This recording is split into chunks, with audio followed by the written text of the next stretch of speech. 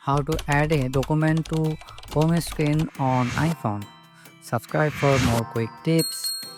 At first, open Shortcut app on iPhone. Now tap on the plus icon to create a new shortcut. In the search action bar, type open file, then open it. Now tap on file. Select the PDF file you want to add to your home screen. Then tap on default app. Select Files app from this list.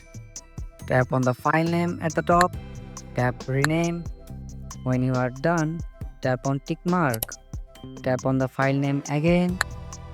Now tap on add to home screen. Change the color and icon of this file.